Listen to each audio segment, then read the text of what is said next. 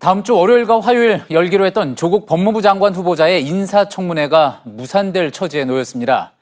청문회가 열리기 위해서는 청문회 일정을 담은 청문 계획서를 법사위에서 의결해야 하는데 오늘 이 절차를 밟지 못했습니다. 조 후보자 가족을 증인으로 부르는 문제가 걸림돌이었습니다. 한국당은 증인 없는 청문회를 하려는 꼼수라고 반발했고 여당과 청와대는 약속한 일정을 지키라고 맞섰습니다. 결국 아예 청문회 없이 조 후보자가 임명될 가능성도 배제할 수 없게 됐습니다. 먼저 국회에 나가 있는 취재기자를 연결해 보겠습니다. 자, 서복현 기자, 오늘 청문회 일정을 다루는 국회 상임위, 국회 법제사법위원회인데요. 법사위 회의가 오늘 열리긴 열렸습니까? 네, 민주당 법사위원들의 요구로 회의가 열리기는 열렸습니다. 지역에 간 한국당 소속 여상규 위원장을 대신해 한국당 간사가 회의를 진행했는데요. 회의를 시작한 지 1분도 채 되지 않아서 회의가 끝났다는 의사봉을 두드렸습니다. 직접 영상을 한번 보시죠. 간사 간 합의된 의사 일정 등 안건이 없으므로 이상으로 회의를 모두 마치겠습니다. 사내를 선포합니다.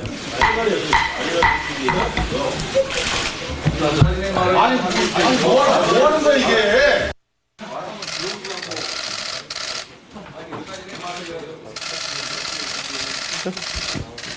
아니 합의도 전혀 없이 이렇게 하는 게 어디나, 그죠? 상당하게 그지가 없네, 그죠? 예. 자, 그러면 오늘 더 이상 이제 회의는 없다고 보면 되는 겁니까? 근데 천재지변 등이 아니면 법적으로 같은 날 회의를 2번 열 수가 없습니다. 오늘 조국 후보자의 청문회 일정을 의결하는 건 불가능합니다. 예. 자, 다음 주 월요일부터 청문회가 원래 이틀간 하기로 돼 있었습니다. 이 청문회 무산됐다고 봐야 하는 상황입니까? 단정할 수 없지만 무산될 위기입니다. 물론 주말이라도 법사위가 회의를 열 수는 있습니다. 문제는 증인에게 청문회 5일 전에 출석을 고지해야만 강제력을 가질 수가 있는데 이 시한이 이미 지났다는 겁니다. 민주당은 조 후보자의 가족만 명단에서 빼면 나머지 증인들은 출석하도록 최대한 노력하겠다는 입장입니다. 반면 한국당은 가족들을 포함해서 증인들에게 5일 전에 통지를 해야 하니 청문회를 미뤄야 한다고 주장하고 있습니다. 주말 동안에 접점을 찾기가 쉽지 않기 때문에 사실상 다음 주 월요일 청문회는 무산된 것 아니냐 이런 얘기가 현장에서 나오고 있습니다.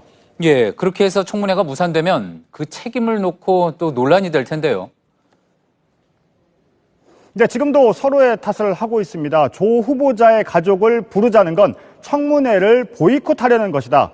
못 부르게 하는 건 청문회를 무산시키려 하는 것이다. 이렇게 여야가 다투고 있는데요. 직접 발언 내용 들어보시죠. 전대미문의 일가족 전원을 증인으로 요구하면서 청문회를 출구 없는 미로로 몰아넣고 있습니다. 맹탕 청문회나 청문회를 아예 무산시키려고 그리고는 임명을 강행하려고 하는 그런 꼼수입니다. 예. 자, 이러다 아예 청문회 자체가 열리지 못할 거라는 이야기도 나오지 않습니까? 지금 상황 어떻습니까? 네, 다음 주 월요일이 지나면 일단 국회가 아닌 대통령의 시간입니다. 청문회의 법적 시한이 끝났기 때문에 대통령은 열흘 이내에 기한을 정해서 청문 보고서를 보내줄 것을 다시 요청할 수가 있습니다. 하루를 줘도 되고요. 열흘을 다 채울 수가 있습니다. 이 때문에 나경원 원내대표는 다음 달 12일에도 청문회가 가능하다 이런 입장입니다. 반면 민주당 이인영 원내대표는 그건 나 원내대표의 생각일 뿐이라며 선을 긋고 있습니다. 다시 준 기한도 넘기면요. 대통령은 임명을 할 수 있습니다. 며칠을 더 줄진 문재인 대통령의 판단입니다. 민주당은 국회 청문회가 아예 무산될 걸 대비해서 보류했던 국민청문회를 다시 검토하고 있습니다. 예, 국회에서 서복현 기자였습니다. 이번엔 청와대 연결해 보겠습니다. 다음 주 청문회가 무산될 위기에 처하자 청와대는 오늘 오후 정무수석이 브리핑을 열고 야당을 비판했습니다. 심수미 기자가 연결돼 있습니다. 자, 심 기자, 강기정 정무수석이 브리핑을 했는데 예정에 없는 브리핑이었습니다. 어떤 내용이었습니까? 네, 오늘 한국당이 이 청문회 연기가 불가피하다고 주장하는 것에 대해 강 수석은 이 청문회를 무산시키려 하는 게 아닌가 하는 의구심이 든다고 말했습니다. 오늘 강 수석의 말 직접 들어보시겠습니다. 조국 후보자에게 소명할 기회도 주지 않고 정치 공세로 낙마를 시키고자 하는 의도로밖에 보이지 않습니다. 예. 지금 피의 사실 공표 논란이 계속 일고 있는데 강기정 수석이 브리핑을 하면서 이와 관련된 이야기를 했다고 하죠? 네, 이 부산대 의전원장 사무실에서 대통령 주치 관련된 내용이 담긴 문서가 나왔다. 이 보도가 이어지자 여권에서는 검찰의 피의 사실 공표라며 반발했습니다. 노무현 전 대통령의 논두렁식의 보도가 생각난다는 강도 높은 발언이 나오기도 했었는데 오늘 강기정 수석은 윤석열 검찰총장이라면 반드시 수사해야 한다고 말했습니다. 피의 사실을 흘렸다면 범죄라는 겁니다. 예. 이제 앞서 서복현 기자가 다음 주 월요일 이후면은 이제 국회의 시간이 아니라 대통령, 청와대의 시간이다. 그렇게 이야기를 했습니다. 결국은 문 대통령이 재송부 기한을 얼마나 잡아서 열흘로 할지 하루로 할지 오늘 얼마로 잡아서 국회에 요청할지가 관건인데 청와대가 이와 관련해서 이야기를 내놓은 게 있습니까? 네, 청와대는 아직 생각하지 않고 있다고 했습니다. 다음 달 2일과 3일에 조 후보자의 인사청문회가 열리기를 여전히 희망하고 있기 때문입니다. 안 열리더라도 3일에 재송부 요청서를 국회에 보내기는 하겠지만 며칠을 기한으로 잡을지는 주말 사이에 있을 이 국회 논의 과정을 더 지켜본 뒤에 결정하겠다는 겁니다. 예. 자, 마지막으로요. 조국 후보자를 임명하겠다는 청와대의 기류는 그대로입니까? 네, 지금까지 저희가 취재한 바로는요, 조국 후보자 본인의 위법 사항이 더 드러나지 않는다면 임명을 한다는 겁니다. 검찰개혁에 꼭 필요한 인물이고 아직 장관직을 수행하지 못할 정도의 결격 사유는 나오지 않았다는 이유입니다. 이른바 국민청문회를 통해서 본인에게 각종 의혹을 소명할 기회는 줘야 한다는 생각도 갖고 있습니다. 예, 잘 들었습니다.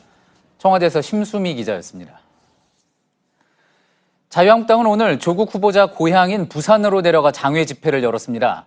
조 후보자의 딸 관련 논란을 부각하기 위해 부산 대학생을 연사로 초청하기도 했습니다. 이승필 기자입니다.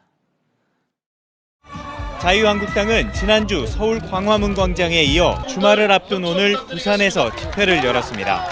황교안 대표와 나경원 원내대표 등 지도부가 총출동해 조국 법무부 장관 후보자의 사퇴를 촉구했습니다. 조국 가족 펀드를 만들어가지고 무대기로 돈 모으려고 하다가 딱 들통나고 말았어요. 이런 사람이 장관감 되겠습니까?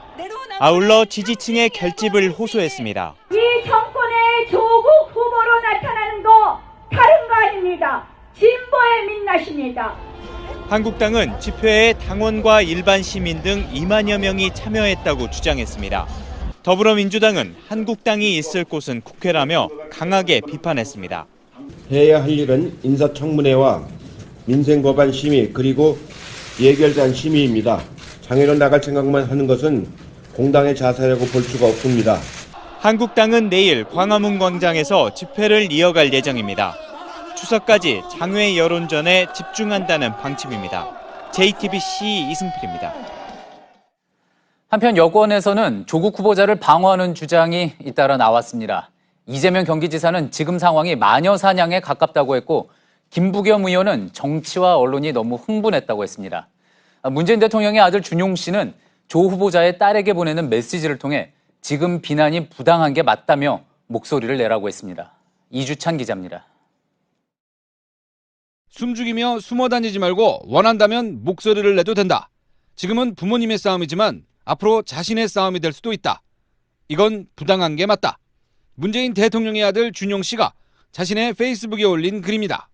후보자의 자식까지 검증해야 하는 건 이해한다면서도 실력과 노력이 폄훼되는 것은 심각한 부작용이라고 밝혔습니다. 야권이 각종 특혜 의혹을 제기했던 준용 씨는 자신의 심정을 대변하듯 조 후보자의 딸이 인생을 부정당하는 고통을 겪고 있을 것이라고 강조했습니다.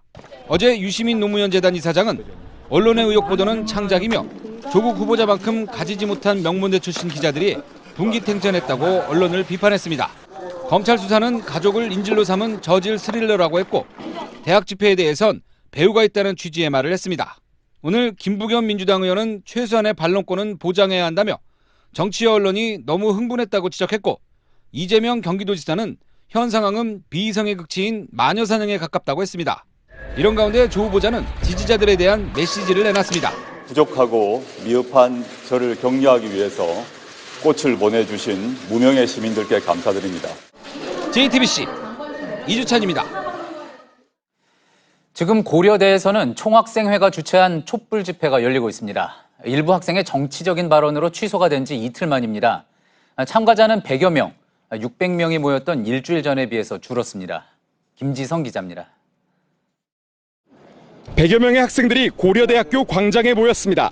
진상규명 요구하는 목소리에 응답하라! 응답하라! 고려대에서 촛불 집회가 열린 건 두 번째이고 총학생회가 주최한 건 오늘이 처음입니다. 그동안 불거진 정치적 논란 때문에 진영 논리를 배격한다는 구호도 내세웠습니다. 주최 측은 참가자들의 학생증과 졸업증명서를 확인했습니다. 외부 정치 세력이 개입되면 저희가 애초에 집회를 열었던 목적 자체가 흐려질 수 있기 때문에 오늘도 집회장 주변에서 일부 유튜버가 목격됐습니다. 앞서 지난 28일 두 번째 촛불 집회가 열릴 예정이었습니다. 하지만 일부 학생의 정치적 발언이 문제가 돼 취소됐습니다. 조국 후보자 딸이 다니고 있는 부산대 총학생회도 촛불 집회를 열기로 했습니다. 조 후보자가 재직 중인 서울대 법학전문대학원 학생회는 청문회를 지켜본 뒤 사퇴 촉구에 대한 총투표에 들어갈 예정입니다. JTBC 김지성입니다. 오늘 국회에서는 한상혁 방송통신위원장 후보자의 인사청문회가 열렸습니다. 한국당은 한 후보자가 특정 진영에 편향돼 있다고 비판했고, 한 후보자는 자연인으로서 과거 경력과 방통위원장으로서 역할은 다를 거라고 반박했습니다. 노진호 기자입니다. 자유한국당은 한상혁 후보자의 편향된 경력을 비판했습니다. 사실 지난 10여 년 이상 동안 MBC의 소송 대리인을 맡아서 정만 안 두었지 또 방문진 이사도 하고 온갖 유착 관계가 다 있습니다. MBC 관리감독기관인 방문진 이사를 맡으면서 MBC 사건을 수임한 것을 문제 삼은 겁니다. 한일 축구 경기를 하는데 심판을 아베 총리가 본다. 기분 어떠십니까? 여당은 아무런 문제가 없다며 반박했습니다. 지금 방통위원 중에 대부분이 CBS나 MBC나 KBS에서 20여 년 동안 다 근무하신 분들이에요. 그분들이 편향된 모습을 보였다거나 저는 그렇게 판단되지는 않거든요. 한 후보자는 방문진 이사 당시 MBC 사건을 수임한 데 대해 사과하면서 소홀했다고 생각을 합니다. 죄송합니다. 방통위원장으로서는 공정하게 역할하겠다고 말했습니다. 자연인 한상혁이 추구하는 바가 있고요. 그렇지만 방송통신위원회 위원장 후보 또는 위원장으로서의 역할은 그거 다르다고 생각을 하고요. 한 후보자가 첫 일성으로 언급했던 가짜뉴스 규제에 대해서도 질의가 오갔습니다.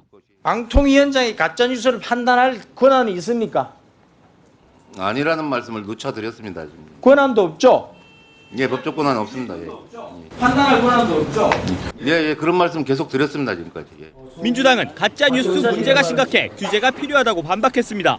이 문제의 심각성과 비교해 봤을 때 좀 한가하게 들릴 수 있습니다. JTBC 노진호입니다. 최근 조국 후보자에 대한 대대적인 검찰의 압수수색에 의미를 부여했던 자유한국당의 표정 조금씩 바뀌고 있습니다. 윤석열 검찰총장이 지휘하는 검찰이 이른바 패스트트랙 수사 역시 강도 높게 진행할 거란 전망이 나오면서부터입니다. 경찰은 황교안 대표와 나경원 원내대표에게 다음 주 출석해 조사를 받으라고 통보했습니다. 임소라 기자입니다.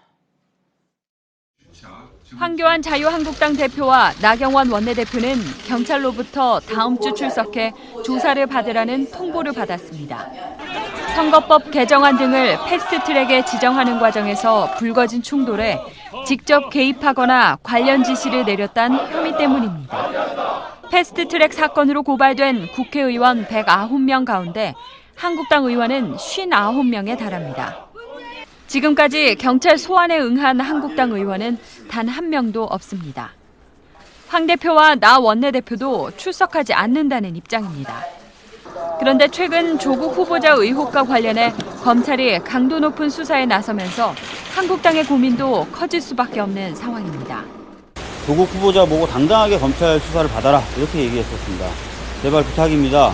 자유한국당 의원님들 당당하게까지는 필요 없더라도 제발 진짜 법을 지키고. 홍준표 전 한국당 대표는 앞서 페이스북을 통해 야당이 환호작약할 일은 아니다. 다음은 패스트트랙 관련 수사다. 그때 가서 야당이 정치 탄압이라고 주장할 명분이 있는가라고 반문했습니다. 그러면서 올 연말까지 정치 무대가 여의도에서 서초동으로 옮겨질 수도 있다고 했습니다. JTBC 임소라입니다. 양현석 전 YG 엔터테인먼트 대표 프로듀서가 경찰에서 밤샘 조사를 받았습니다. 23시간 동안 이어진 조사에서 양 전 대표는 불법 도박 혐의를 일부 인정했지만 상습적이지 않았다, 환치기도 안 했다, 이렇게 주장한 것으로 전해졌습니다. 김민관 기자입니다. 양현석 전 대표가 굳은 표정으로 경찰서를 빠져나옵니다. 피의자 신분으로 조사를 받으러 들어간 지 23시간 만입니다. 범죄 혐의에 대해선 입을 굳게 다물었습니다. 경찰 조사에서 충실다 답변했습니다. 도박 자금은 어떻게 마련했어요? 양 전 대표는 경찰 조사에서 도박은 일부 인정했지만 상습 도박과 환치기 혐의는 모두 부인한 것으로 전해졌습니다. 단순 도박은 1,000만 원 이하의 벌금형, 상습 도박은 3년 이하 징역 또는 2천만 원 이하 벌금형으로 차이가 큽니다. 경찰은 양 전 대표가 수십억 원에 달하는 판돈으로 상습적으로 도박을 해온 것으로 판단하고 있습니다. 특히 미국에서 달러를 빌리고 국내에서 원화로 갚는 이른바 환치기 수법을 쓴 것으로 의심하고 있습니다. 경찰은 광역수사대 수사관을 파견해 양 전 대표가 지난 2014년 성매매를 알선했다는 혐의도 조사했습니다. 이 부분에 대해서도 양 전 대표는 죄가 없다고 주장한 것으로 전해졌습니다. JTBC 김민관입니다. 안산과 부산에 이어 서울 지역 자사고 8곳도 자사고 지위를 유지하게 됐습니다. 지정 취소 처분이 정당한지 다투는 소송 결과가 나오기 전까지 이 처분 효력을 멈춰달라는 요청을 법원이 받아들인 건데요. 일단 내년 입시 전형은 예전처럼 진행됐지만 최종 판결까지 길게는 3년 넘게 걸릴 수도 있어서 교육 현장 혼란은 피하기 어려워 보입니다. 이상화 기자입니다. 어제 부산 해운대고와 안산 동산고에 이어 오늘 서울 지역 8개 자사고의 효력 정지 가처분 신청을 법원이 모두 받아들였습니다. 지금 당장 자사고 지위를 잃으면 큰 손해를 볼 수 있다는 학교 측 주장이 인정된 겁니다. 지정 취소의 부당성과 위법성을 알리는 시작에 하지만 교육청 처분이 정당한지에 대한 소송, 즉 본안 소송에 관한 법원의 최종 판단이 나올 때까진 시간이 더 걸릴 걸로 보입니다. 교육계에선 항소가 계속돼 대법원까지 갈 경우 길게는 3년 넘게 소송전이 이어질 수 있다는 관측이 나옵니다. 그동안 재학생은 물론 자사고를 희망하는 중학생들은 혼란을 피하기 어려워 보입니다. 다음 달부터 진행되는 내년 입시 전형은 예전처럼 진행되지만 이후부턴 1, 2심 재판 결과에 따라 지원 여부를 고민해야 할 수도 있습니다. 자사고 폐지를 둘러싼 논란도 더 뜨거워질 전망입니다. JTBC 이상화입니다. 일본이 어제 반도체 핵심 소재인 불화수소 수출을 2달 만에 처음으로 허가했지요. WTO 제소에 대비해서 명분을 쌓으려는 것이란 해석이 많습니다.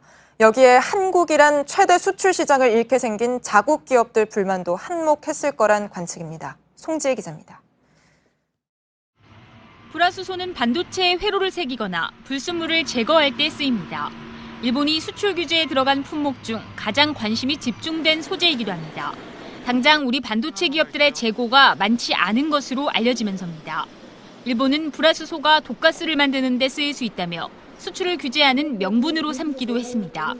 2달 만에 첫 허가가 났지만 우리 기업들은 더 지켜봐야 한다는 반응입니다.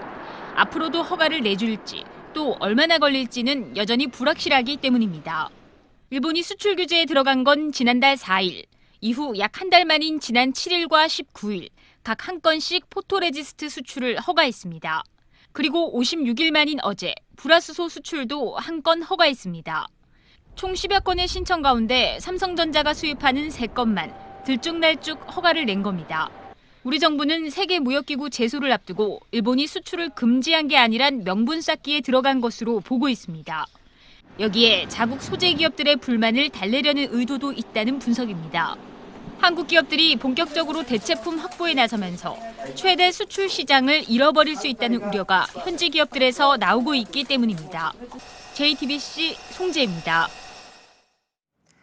일본의 수출 규제에 반대하는 국내 불매운동 여파로 우리 항공사들이 일본으로 가는 비행편을 대폭 줄이거나 아예 노선을 중단했죠. 그런데 오늘 처음으로 일본 항공사도 한일 간 일부 노선 운항을 중단하기로 했습니다. 신진 기자입니다. 일본 피치항공이 한국과 일본을 잇는 세계 항공 노선 운항을 중단하기로 했습니다. 피치항공은 홈페이지를 통해 매일 한 번씩이던 인천과 삿포로 노선 운항을 오는 10월 28일부터 중단한다고 밝혔습니다. 내년 1월 7일부터는 부산과 오사카 노선 운항도 중단합니다. 교도통신은 일본 항공사가 한국행 운항을 중단한 건 일본의 수출 규제 이후 이번이 처음이라고 전했습니다. 피치항공 측은 한국의 경제 상황 악화와 원화 약세로 수익성이 나빠졌기 때문이라고 설명한 것으로 알려졌습니다. 앞서 한국 항공사들은 잇따라 운항을 중단하거나 항공편을 줄인다고 밝혔습니다. 대한항공은 부산에서 오사카, 제주에서 나리타와 오사카를 오가는 노선을 중단하기로 했습니다.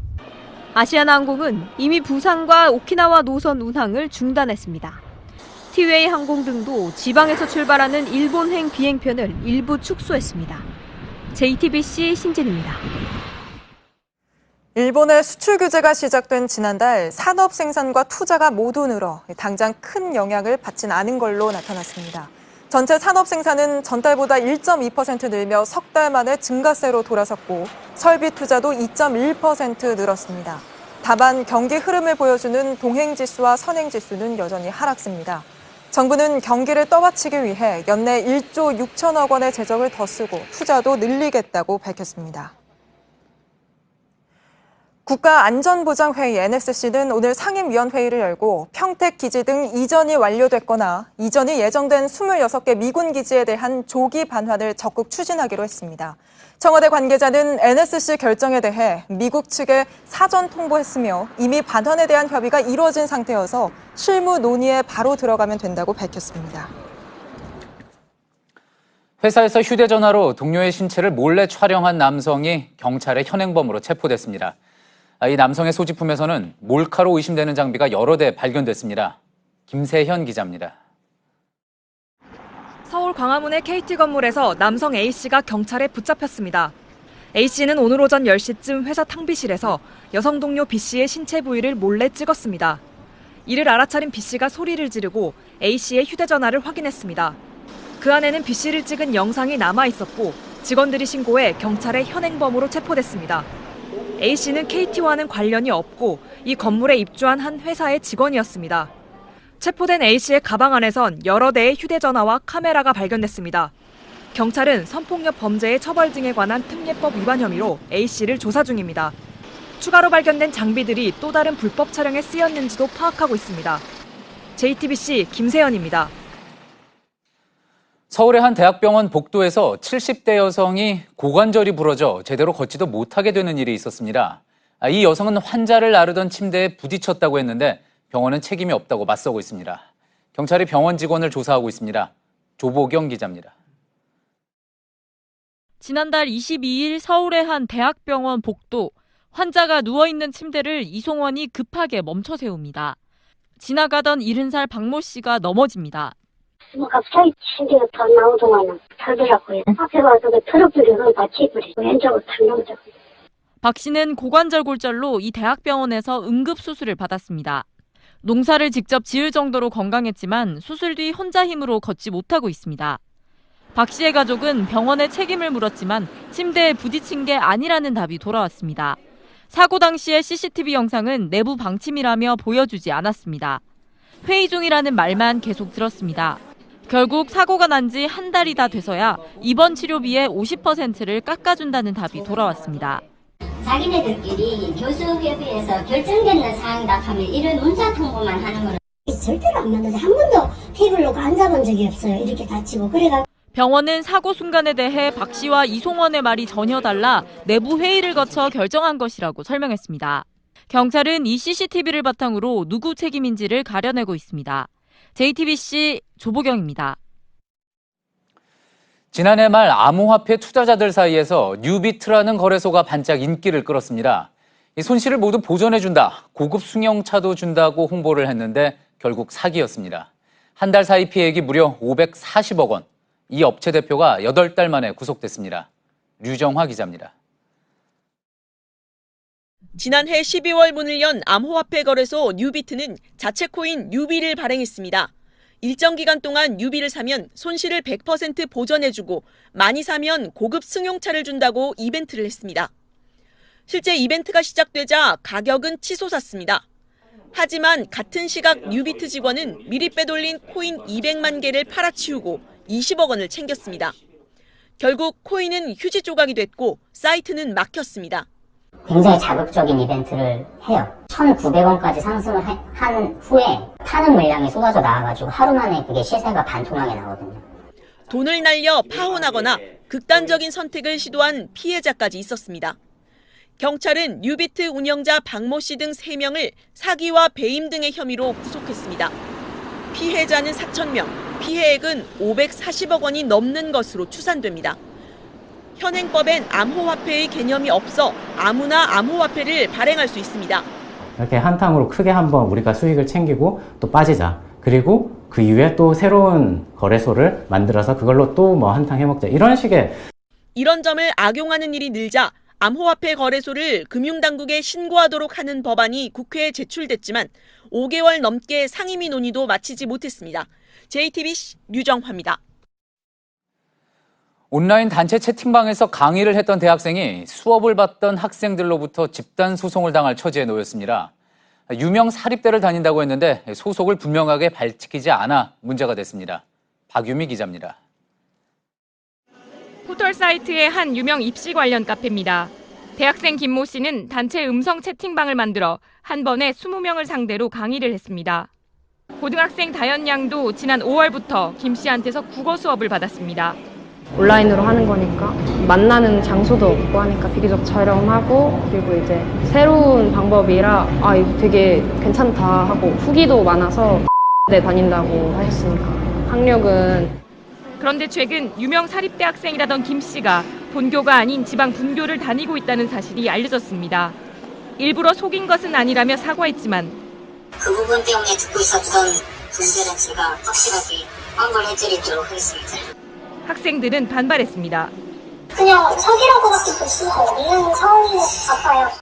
피해를 주장하는 학생들은 100명이 넘게 모였고 환불을 요구하며 법적 대응까지 검토하고 있습니다. 하지만 교육당국은 법적 처벌의 근거가 명확하지 않다고 말합니다. 대학생은 신고할 필요가 없는 거고 단순히 멘토링 활동을 했다라고 하더라도 불법으로 단정 지기는 어렵습니다. 혹여라도 이후에 반환이라든가 환불 문제가 생긴다라고 하면은 학원법적으로 도움을 저희들이 드리기가 어려울 때가 있습니다. 이제 꼼꼼히 주의 깊게 살펴보시고. 학원이 인터넷 강의를 하고 영상을 판매하는 건 법적 규제 대상이지만 단체 음성 채팅방을 통한 개인 강의는 단속 사례가 없어 명확하지 않다는 겁니다. 새로운 방식의 온라인 유료 수업이 늘고 있어 단속 근거를 서둘러 마련해야 한다는 지적이 나옵니다. JTBC 박유미입니다. 제주도에 가면은 제주산 돼지나 한우 일부러 찾아 드시는 분들 많은데요. 청정하고 좋은 환경에서 자랐을 거란 생각으로 찾게 되지만 제주도 내 축사 4곳 중 3곳이 무허가로 운영되어 온 사실이 드러났습니다. 당연히 제대로 된 위생 점검도 받지 않고 있었습니다. 최충일 기자입니다. 제주시 한림의 한 돼지 농가입니다. 흑돼지와 일반 돼지가 오물 위를 뛰어다닙니다. 오물 위에 누워 잠을 청하는 돼지도 있습니다. 사료와 오물이 구분이 안 됩니다. 제주시 봉계동의 한우 농가입니다. 여물통은 언제 청소를 했는지 모를 정도로 오염됐고 사방이 접근하기 힘들 정도로 거미줄로 둘러싸였습니다.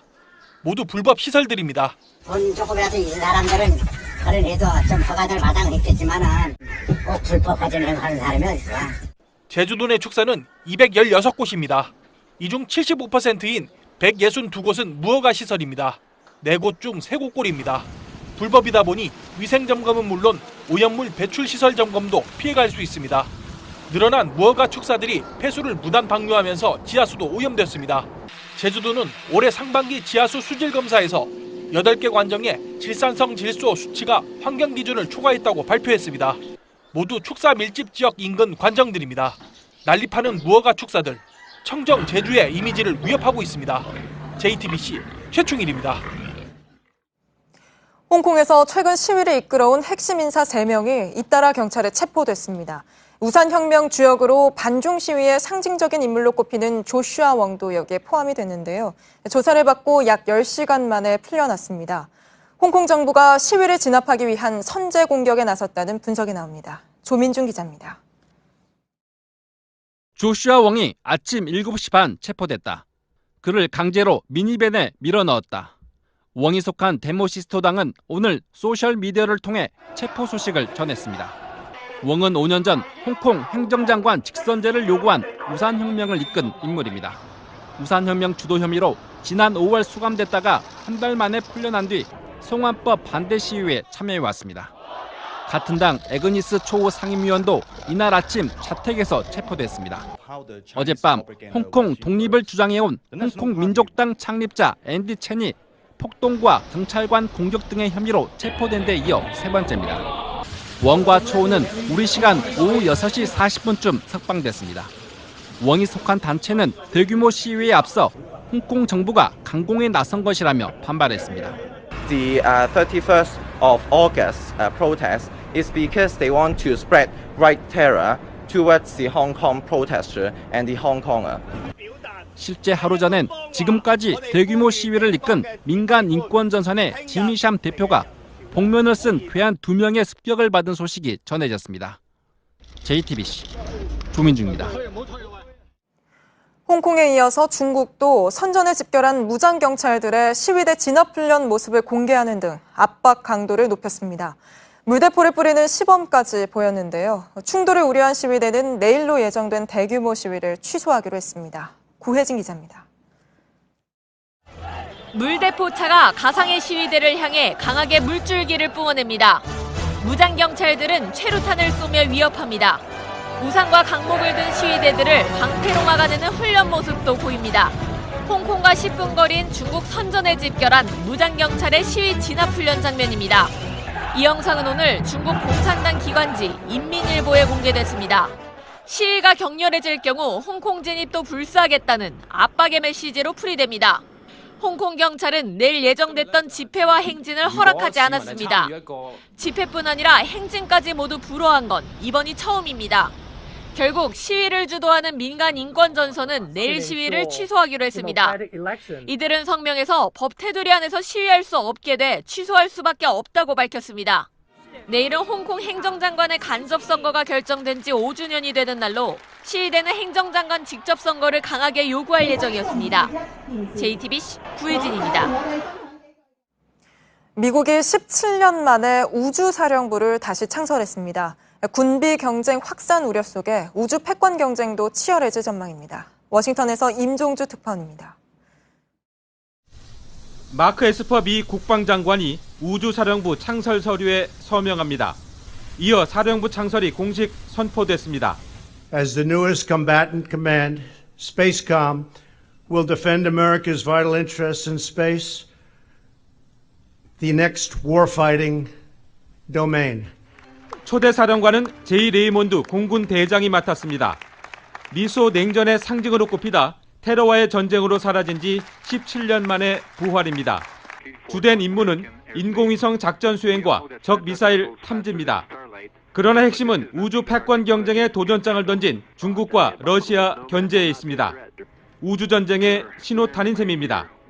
미국의 최근 핵전력 폐기협정 탈퇴와 맞물려 새로운 군비 경쟁 확산에 대한 우려도 커지고 있습니다. 미국은 육해 공군과 같은 독립적인 우주군 설립도 본격 추진 중입니다. 다만 그러려면 의회의 승인이 필요합니다. 일부 회의론이 있지만 곧 의회가 소집되면 타협이 시작될 것이라는 전망이 이곳에선 나오고 있습니다. 워싱턴에서 JTBC 임종주입니다.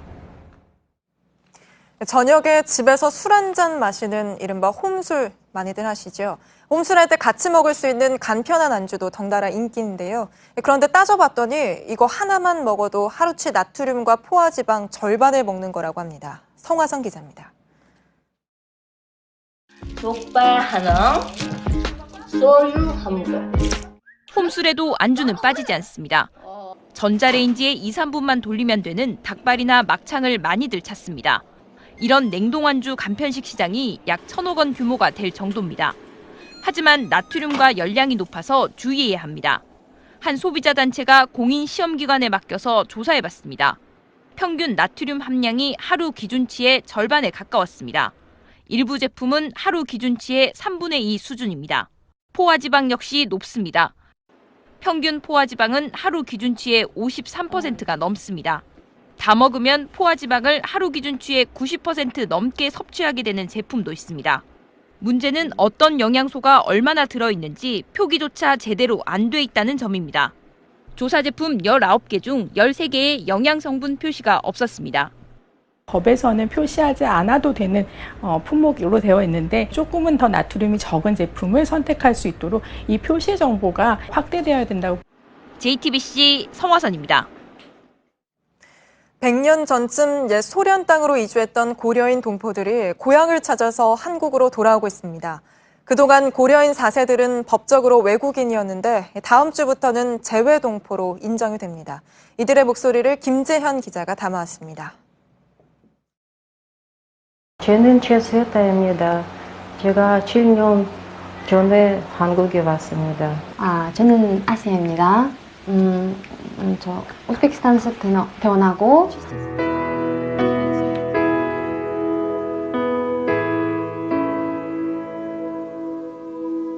우리한테 웃으면서 그 사람들 얼굴도 눈도 작고 이렇게 우리 우즈베크 사람이 아니에요. 우리 코리아 사람이에요.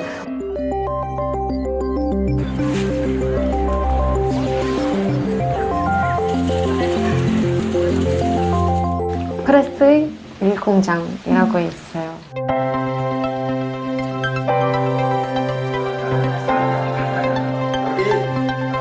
하나 둘. 참. 이건 뭐예요?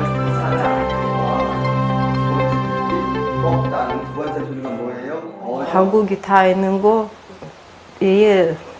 제가 얘기할 수 다 가고 싶어요 지금.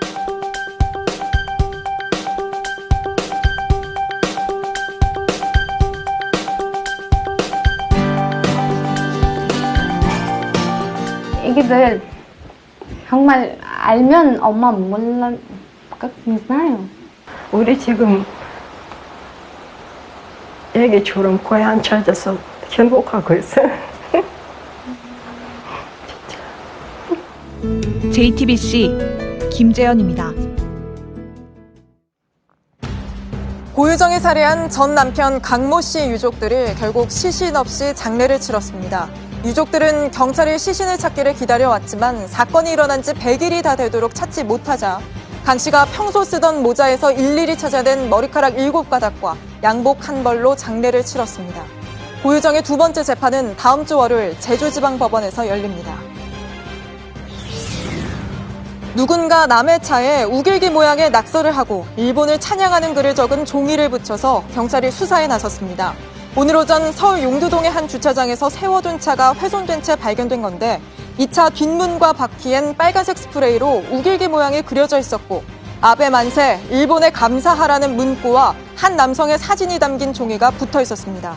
경찰은 현장에서 지문을 채취하고 주변 CCTV 영상을 확보해 용의자를 쫓고 있습니다. 달걀 4개와 사과 7개로 유치원생 90명 간식을 만든 원장이 실형을 선고받았습니다. 대구지법은 수업료와 국가보조금 등 6억여 원을 빼돌린 혐의로 유치원 전 원장 A씨에게 징역 1년 6개월을 선고했습니다. 앞서 A씨는 이 돈을 개인 대출금을 갚는 데 쓴 걸로 드러났습니다. 청담동 주식부자로 불린 이희진 씨의 부모를 살해한 혐의를 받는 김다운을 사형해달라고 검찰이 재판부에 요청했습니다. 검찰은 김다운이 오로지 돈을 위해 잔인하게 피해자들을 살해했고 시신을 훼손한 건 물론 엽기적으로 숨기기까지 했다며 구형 이유를 설명했습니다. 하지만 김다운 측은 살해하지 않았고 억울하다고 주장했습니다. 정현 선수가 소셜미디어에 남긴 말입니다. 우리말로 하면 말로 표현할 수 없다. 처음 2세트를 잃었다 졌다고 생각했는데 나머지 3세트를 따낸 US 오픈 역전승. 선수도 할 말을 잃은 겁니다. 정현 선수는 내일 모레 나달과 붙습니다. 문상혁 기자입니다. 처음 2세트를 모두 따내며 승리가 눈앞에 다가왔다고 느꼈을까? 베르다스코는 3세트에서 여유를 부리듯 가랑이 사이로 공을 받아 넘깁니다. 그러나 이때부터 정현의 추격이 시작됐습니다. 부지런한 발이 코트 곳곳을 누볐습니다. 공을 주고받는 긴 랠리에선 상대를 압도했습니다. 승리를 장담하던 베르다스코도 당황하기 시작했습니다. 정현은 내리 2세트를 따냈고 승부를 5세트로 몰고 갔습니다. 하지만 다시 위기가 찾아왔습니다. 마지막 세트 게임 스코어가 한때 1대4로 뒤졌고 힘겹게 따라붙었지만 한 점만 더 내주면 패배하는 지경까지 몰렸습니다. 다 졌다 생각했을 땐 더 냉정해졌습니다. 코트 구석구석을 찌르는 상대 샷을 끝까지 받아내며 압박을 이겨냈습니다. 결국 게임 스코어 6대6에서 먼저 7점을 따내야 하는 타이브레이크까지 간 끝에 정현은 웃을 수 있었습니다. 코트엔 기립박수가 쏟아졌습니다. 지난해 호주 오픈에서 4강에 오른 뒤 이딴 부상에 신음하며 세계 170위까지 떨어진 정현은 US 오픈에선 처음으로 32강에 올랐습니다. 외국 언론은 믿을 수 없는 복귀라고 칭찬했고 정현은 말로 표현할 수 없다는 문구를 남겼습니다. 정현은 내일 모레 세계 2위 나달과 16강 진출을 다툽니다. JTBC 문상혁입니다. 네, 정현 선수의 역전 드라마만큼이나 오늘 육상에서도 믿기지 않는 질주가 나왔습니다. 선두보다 20m 뒤처진 7위가 결승선 앞에서 1위로 튀어나오는 장면. 남자 800m에선 만화 같은 이야기가 펼쳐졌습니다. 김나한 기자입니다. So many gaps out there. Look at Amos though. It's very fast and he's not slowing at the moment. Others are treading water behind him. 결승선까지 100m를 남기고 중계 캐스터는 1등 이름만 불렀습니다. 온통 선두에게만 쏠린 눈길. 뒤처진 선수들은 외면받을 수밖에 없는데 예상치 못한 반전이 일어납니다. Fraser's going to win this from the way back in the field. Incredible running. 결승선을 통과한 순간 1등을 빼앗긴 선수의 표정은 일그러질 대로 일그러졌고 1등을 빼앗은 선수는 너무 편한 얼굴이었습니다. 사실 우승자 도너반 브레이저는 800m를 뛰는 동안 선두와 멀찍이 떨어져 있어 한 번도 주목받지 못했습니다. 400m 한 바퀴를 돌았을 때 출전 선수 8명 중 7위, 선두와는 20m나 뒤처져 있었습니다. 중계 카메라 앵글에서도 잡히지 않았습니다. 그러나 결승선까지 100m를 남기고 앞으로 성큼성큼 나오기 시작했습니다. 그리고 만화에서나 나올 만한 역전을 만들어냅니다. 800m는 육상에서 가장 힘든 달리기로 꼽힙니다. 단거리 선수의 스피드, 장거리 선수의 지구력이 모두 필요하고 더구나 머리 싸움도 뜨겁습니다. 처음부터 있는 힘껏 달리며 경쟁자들의 추격을 뿌리치려고 했던 아모스는 처음에 힘을 아꼈다 마지막에 모든 것을 쏟아낸 브레이저의 영리한 전략에 말려들고 말았습니다. JTBC 김나한입니다.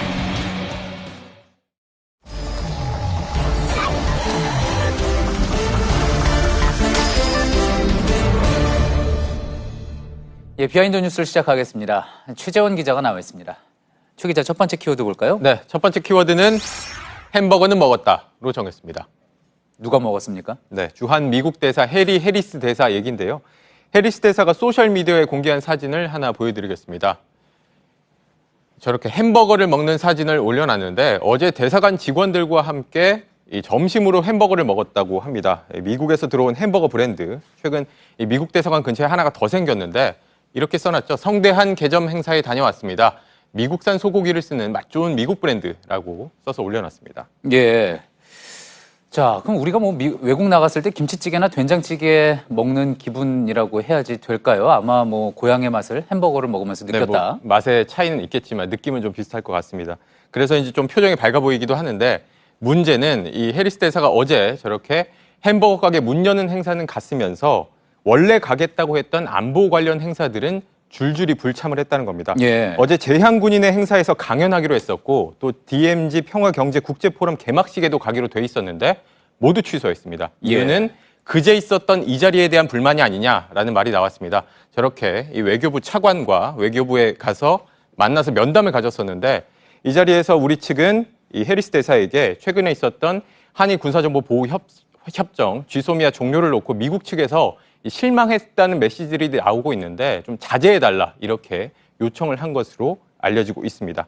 이 자리에 대한 불만을 안보 행사 안 가는 것으로 우회적으로 드러낸 게 아니냐 이런 말이 나왔습니다. 예, 물론 뭐 확인할 수 있는 내용은 아니겠지만 지금 한미 관계가 여러모로 민감한 그런 상황 아니겠습니까? 그런 상황에서 소셜미디어에 직접 햄버거를 먹는 사진 올렸으니 뭐 여러 해석이 나올 수 있을 것 같습니다. 네, 사실 뭐 해리스 대사가 우리 국민들에게 좀 친근하게 다가가기 위해서 소셜 미디어에 뭔가를 먹는 사진이라든지 영상 같은 거를 그동안 자주 올리긴 했었습니다.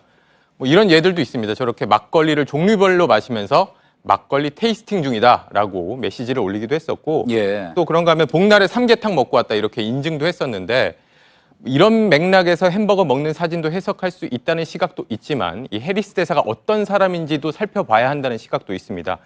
해리스 대사는 이 외교관 출신이 아니라 정통 군인 출신의 대사이기도 하고 특히나 미국의 이익을 위해선 절대 입장을 굽히지 않는 강경파로 유명합니다. 최근에 이 주한미군 방위비 협상 때 우리 측을 워낙 강하게 압박을 해서 우리 정부 관계자들이 혀를 내둘렀다 이런 말도 있었고요. 그런 만큼 이 소개해드린 해리스 대사의 어제 행보도 이 같은 성향과 무관치 않다는 말이 나오고 있습니다. 예, 이전에 미국 대사들과는 분명히 또 비교되는 대목들이 있는 것 같습니다. 예, 다음 키워드 볼까요? 네, 두 번째 키워드는 방 좀 나눠 씁시다로 정했습니다.